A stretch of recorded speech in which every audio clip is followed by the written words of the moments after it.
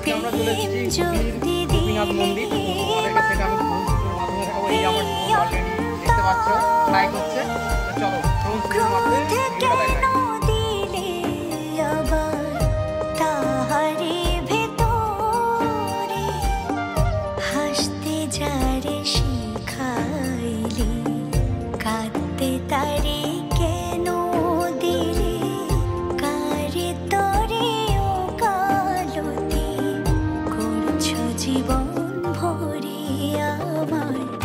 জানতে ইচ্ছে করে মাগো, জানতে ইচ্ছে করে আমার, জানতে ইচ্ছে করে মাগো, জানতে ইচ্ছে করে।